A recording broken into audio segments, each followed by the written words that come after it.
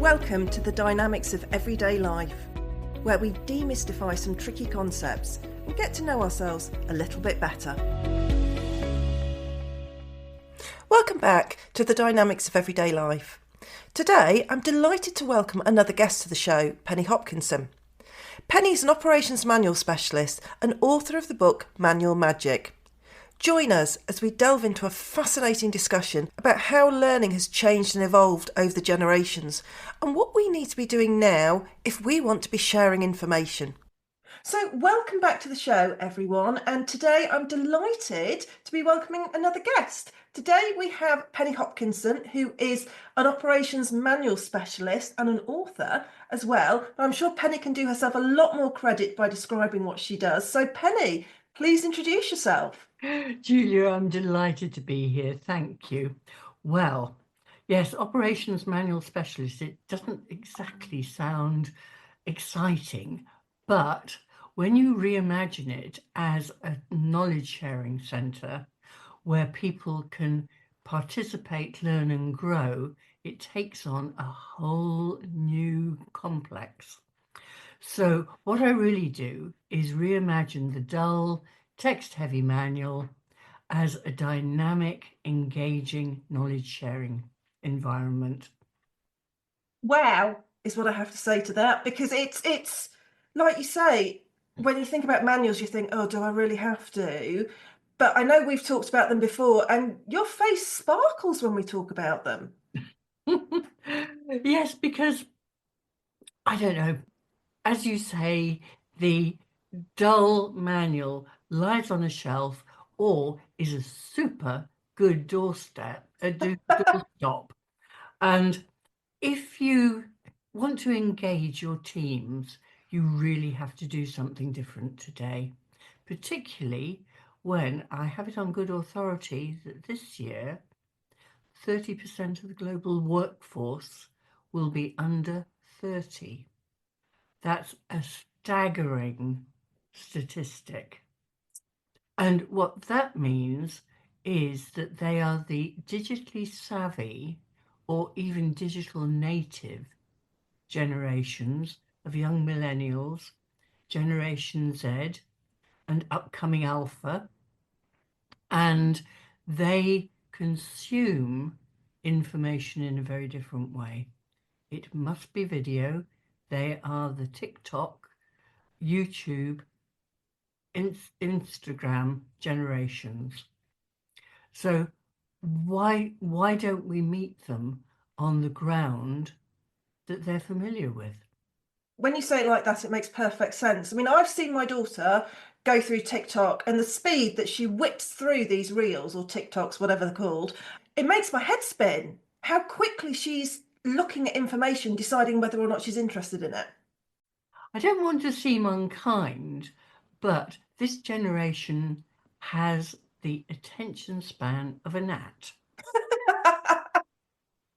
They're going to love me for that. But what I mean is, if they can't get the information when they want it immediately, they're not interested. Mm. If it's longer than a few minutes, they're not interested. So how are you going to get them to read dull, text-heavy material? You're just not. So if you're thinking of putting an operations manual together, you won't get a return on your investment if you don't make it visual. Mm. It's so interesting you say that, because I have a little experience of, younger people in the workplace because of the clients that I work with. But in terms of, I watch my children who are mid to late teenagers, and the way that they consume information is so different to how I learnt how to decode messages and other forms of information. And like you say, the speed is incredible. And can you imagine having had a QR code when we were young? I mean, I'm obviously a little older than you are. So when I was at school, there wasn't anything like that. There was nothing digital. We hadn't moved to the digital age. And I remember trying to send a telex back in the 80s with some long lead across my living room. And what happened was when you sent the telex, some of the information would go via Australia and some would go via the States, all to come together in Iraq. Marry up, well, they were supposed to, but it never did. So the telex never got to Iraq. But the whole idea was that all these little bits, I think they were called, married up in the right order at the same time. And when you look back at all I mean, my children are just, it blows their mind that I grew up in a world without the internet. I mean, it blows their mind that years ago there was no such thing as next day delivery. It was all you waited for something for 28 days, and it was 28 days. So they Yeah. can't cope with this idea that actually life isn't like that. So, what do you do to make all this information, which is essential? Because I imagine you're dealing with things that are important, things like health and safety Yeah. information, risk assessments. How do you make that interesting for people? You record it on a smartphone. So you record snippets and you caption those snippets very basically.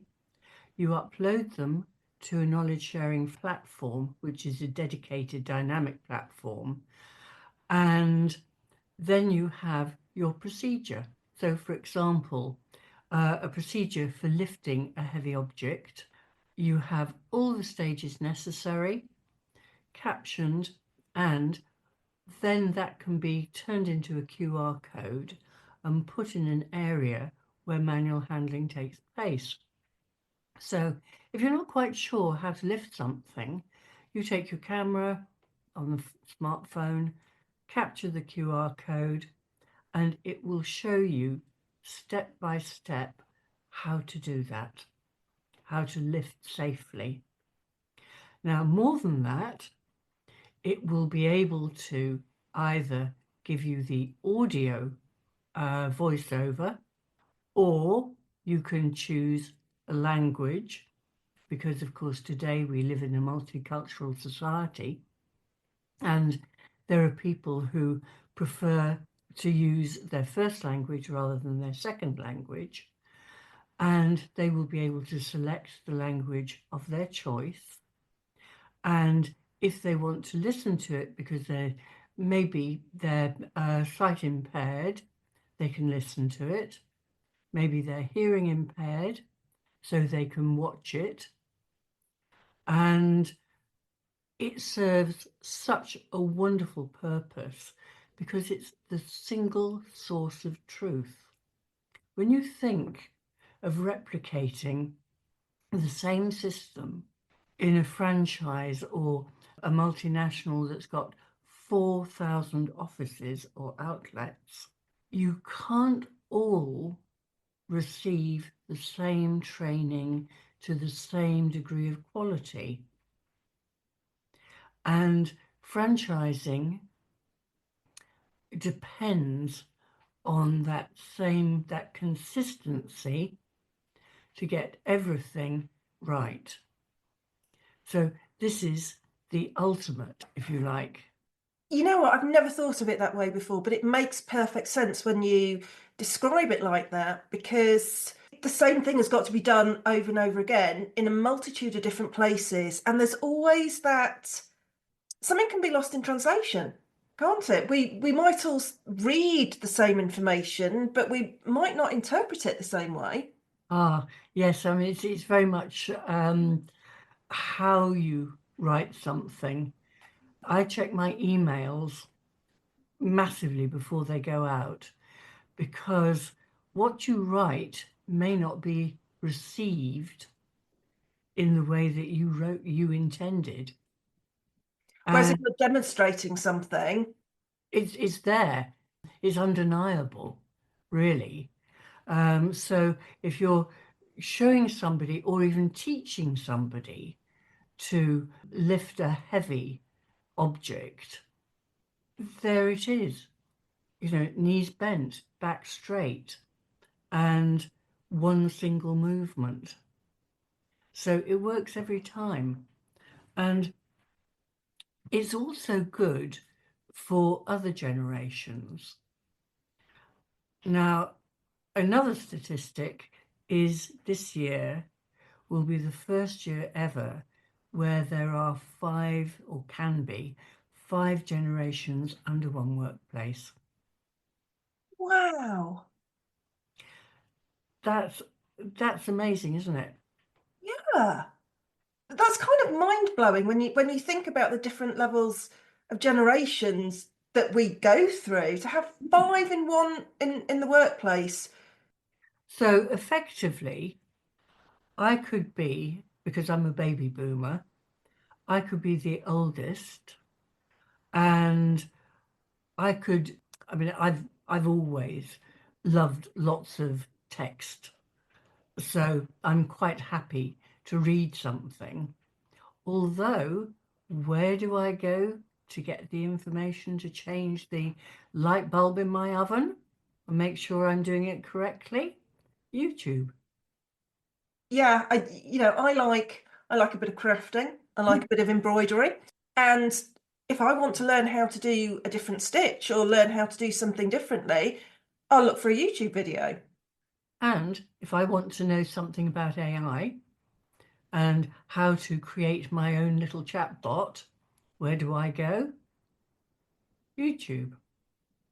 So I think that the concept of video and this single source of truth will permeate throughout all the generations, but it's those younger generations who are going to contribute so much to their the companies where they work, that it's going to be the most appropriate. And it's in trying to engage them, because what we want to do is to get them to make their own videos so that it's not the top-down approach, because they like peer-to-peer engagement.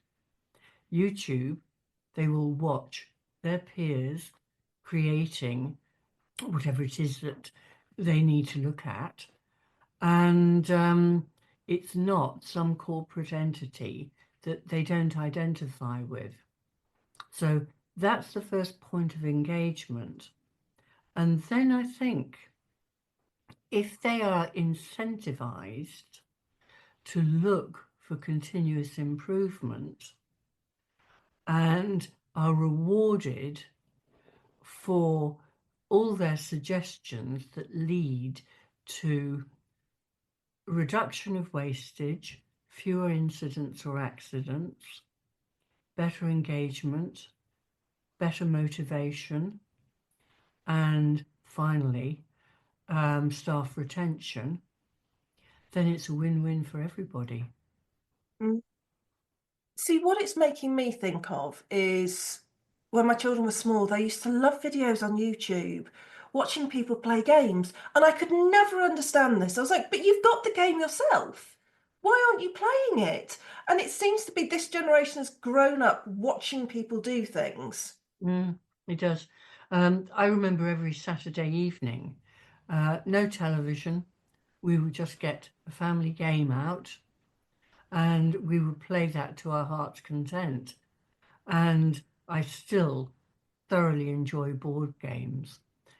Nothing like a nice game of Scrabble in a winter's evening by the fire, with a glass of wine or whatever. You're talking my language, Penny. I had a feeling I might. And, but would the younger generation do that? No, they're watching YouTube, or they're watching something on their PlayStation, or interacting with a tennis game. Whenever my husband and I look at somebody doing that on television, we think, how on earth do they do that? It baffles me. See, when I was growing up, I used to love things like Scooby-Doo, something with a story that my parents were probably tearing their hair out, going, why don't you read a book? Why don't you go outside? Go on your bikes. Go and play with the toys in the garden, and I'd be like, no, I want to watch Scooby-Doo or Swap Shop or whatever it was. And now, I mean, honestly, if my children had sat down to watch a full episode of Scooby-Doo, I'd have been ecstatic because there would have been a story that they were following. Yes, I'm not so sure that, well, actually, Bill and Ben the Flower Pot Men, which was my era, they all had little stories, and there was always little Weed, and there was also, I can't remember what his name, the gardener, who used to catch them doing various things, and they used to run away. But there was always something that was absorbing our parents, or my parents in particular, mum, 2 o'clock in the afternoon, right? Time for Bill and Ben. And we went back even further with Muffin the Mule, which was a puppet, basically a puppet. And I loved all those things. But you show it to a child today, and they'll be like, "What? That was what was entertaining?" We were like, "Yeah, it kept us happy for hours." Well, I suppose I started in doing all this, not knowingly, but wondering where my Teddy's growl came from. So I disemboweled poor old Teddy, find the growl, and to see where this funny little noise was coming from. I graduated onto a music box, but unfortunately, the sum of the parts didn't really come together. But my father was an engineer, and he used to take me into his workshop and show me how to do things. And then later on, when he had a factory, I went in with him at the age of about 12, and he would say, "Oh, I've got a new machine. Come and have a look at it." And everywhere around me is hissing steam, like an old steam engine. And I go into this room, and there was a wire, and he said, "This is a hot wire cutter. I want to show you how to cut the blocks, all the same size, and this is how it does it. Now you do it." So the understanding of how things worked and and the satisfaction of doing something and knowing that you've done it correctly looms sort of very prominently in my life. And I guess that's why I became a trade and tech journalist and expected to be a career journalist for the rest of my life. Judy, you've written a book on this, so that I can see there's a writing thread going through. There definitely is. I mean, I had thought about writing the book in the early 2000s, probably around 2002, when I had lunch with somebody from the British Franchise Association. And they said, "Well, what's going to happen when this generation of specialists retire? We're not going to have anything to refer to." And I thought, well, perhaps write a book. And eventually, 2023, after the pandemic gives you time and space to think. So I researched it thoroughly in terms of how I was going to publish. Did I want to self-publish?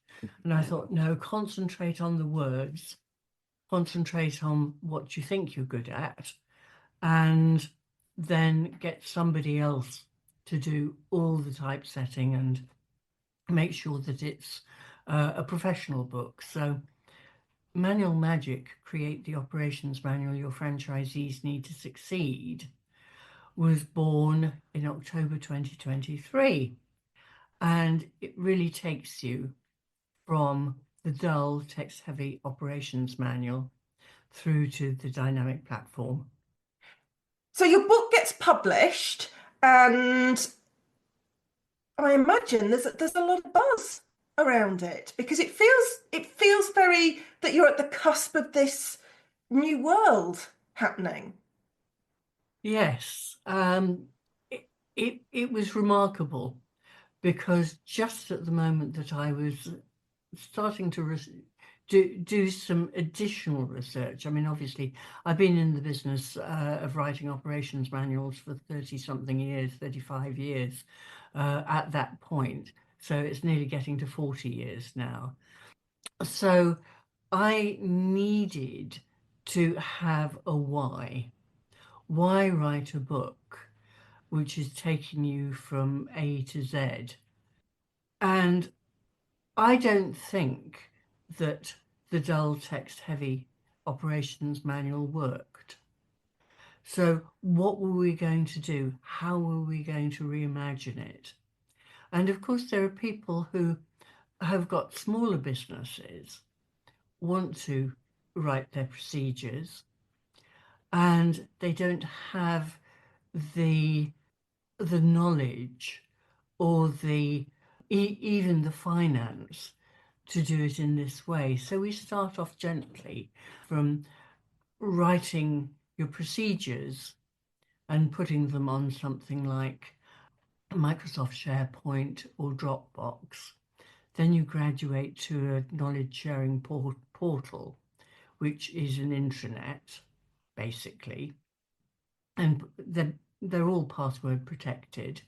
And then you go to the ultimate, which is the knowledge sharing platform.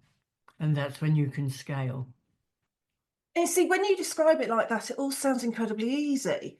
And if I was looking at setting up, I don't know, my own franchise or whatever, I'd literally be feeling sick to my stomach around how you would communicate the information. But when you describe that, you're like, oh, yeah, actually, that makes perfect sense, doesn't it? How to do it that way.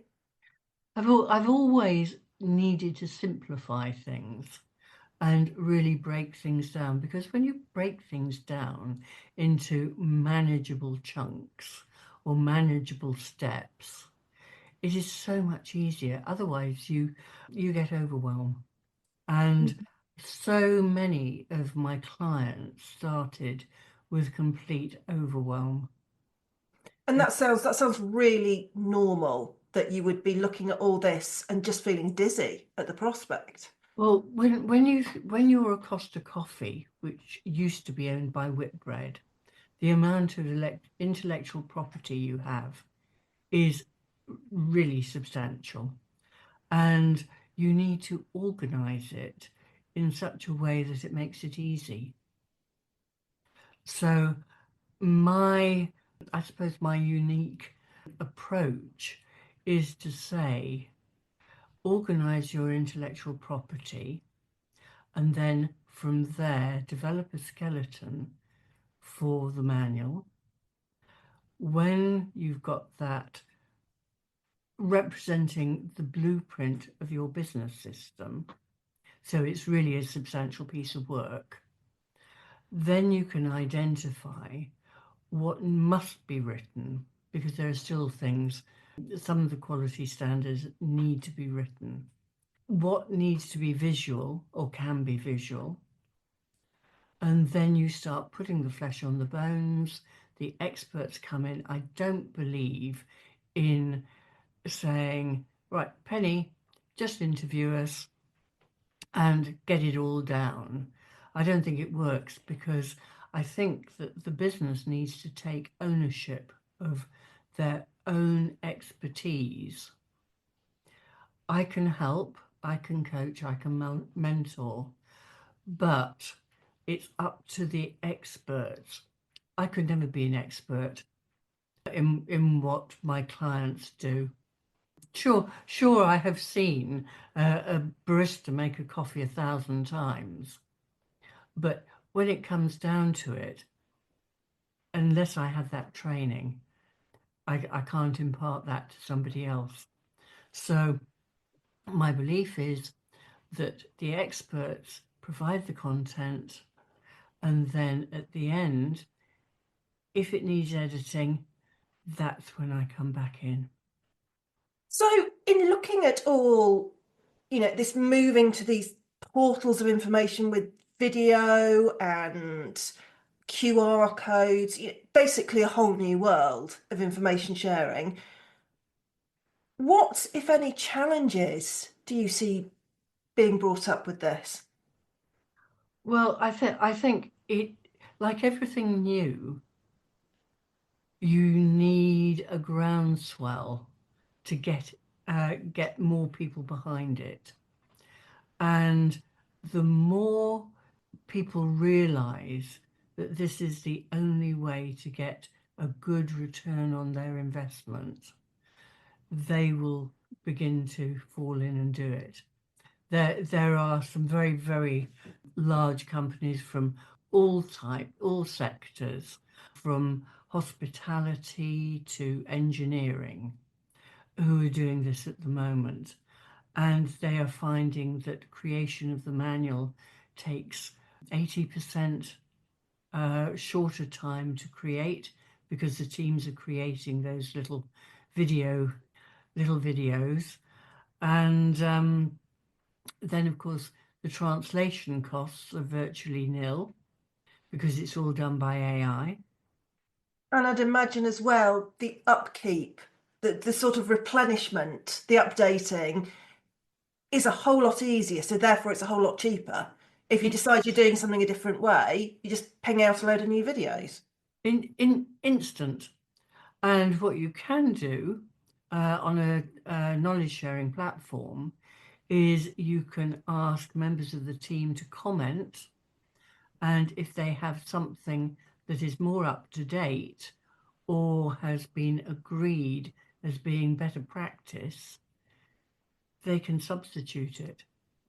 So in a franchise agreement, one of the important points is that the manual must be current, up to date. It must take in all the latest modifications to the business system and any new legal requirements. So that means that they must update their manual in real time. And this is so easy. And because you're not recording people's faces, you're just recording the actions, you can just substitute any small part. See, I'm just thinking of one of the most famous franchises, a very famous burger chain, shall we say, and it makes me think that a lot of, they have to have huge amounts of information that goes out and has to be the same, because you expect to walk into any of their branches across the world and for the food to taste the same. So for the food to taste the same, it's got to be delivered in the same way and produced in the same way. And also the environment needs to be familiar environment. And I mean, if you go, let's say, even, I mean, I'm in Stratford-on-Avon or near Stratford-on-Avon. Let's say I go to Southampton, I would expect my burger to be assembled in and have all the same ingredients. I know what to expect. I know that if I'm doing a drive-through, this is what I need to know before I actually have gone past the point of no return and have to come back round again. Oh, we've all been there. We've all been Oh there. yes, go to the back of the queue. So it's this familiarity which creates a kind of safe feeling of safety, and it's when I used to go to the Middle East, I was a Middle East correspondent for years, and if you went to a Holiday Inn, so let's say you went to Bahrain and then Abu Dhabi, Khor Fakkan, and then the south of Oman in Salalah, you would not know where you were when you woke up, because everything was the same. But the comfort was that the surroundings were familiar, you knew where to go, what to do, and immediately you slotted in and felt at home. And I think a lot of people can be sniffy about that, and they can say things like, what about experience of the local culture or the local food or whatever? As a parent of an autistic child, I cannot tell you how many times going somewhere familiar makes traveling bearable. Yeah. A lot of time, it's the only way that we can do it. Certainly it's the only way he'll eat. So it's those things where people can also, feel like they're being a little bit dismissive, but you think, actually, if you knew how much this helped my life, you wouldn't be dismissive at all. So that plays in to, things that are decided maybe in some corporate head office actually filter down into people's everyday experiences. Yes, I think they do. I mean, if I think back to my Middle East days, I know things were very different, and there were very few women traveling on their own. But there was a great sense of almost relaxation, because these were very different countries culturally, and to be able to slot into a sort of familiar pattern was really helpful. It gives you that feeling of stability. Yes, and when I first went out there, there were very few chains, very few franchises. So it did make it. I mean, there was the Gulf Hotel chain were in Bahrain, Qatar, Doha, and where was Oman, and they weren't. They were similar, but not the same. But you knew how you were going to be treated. And I think for somebody who was starting off in a really unfamiliar place, that was a great comfort. From a psychological point of view, I can see why it matters. It does. It matters hugely. And I think even though many men wouldn't admit it, that would be the same for them, because they would realise that a lot of what they had understood from home was there around them in a very foreign place. I could talk to you about this all afternoon, Penny. It feels like we've travelled a long way. We've gone Bill and Ben, Scooby-Doo, Muffin and Bill, and here we are holidaying in the Holiday Inn in Bahrain.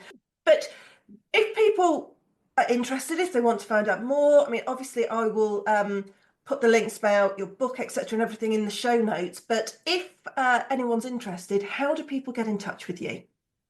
The easiest thing is either connecting on LinkedIn or going to Linktree, where I've got all sorts of assets. And this will be in my podcast carousel.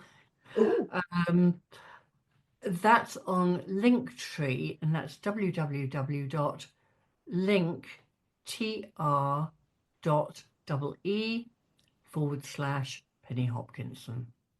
And the websites are there because I've got the author website, I've got the business website, and I've got articles about franchising, everything about consistency, you name it, it's there. And the newsletter, LinkedIn newsletter. Oh, I love that. Thank you so much. I will make sure that all goes in the show notes as well, in case somebody's driving and thinking, oh, I don't have a pen to write down or anything. It's always the way, isn't it? Always the way. Thank you so much for being a guest on the show, Penny. I've absolutely loved having you on. And, who knows, maybe you'll come back for second round of consistency and other exciting topics for us to talk about. Julia, it's been an absolute pleasure.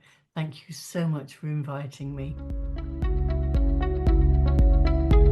Thanks for listening to this episode of The Dynamics of Everyday Life.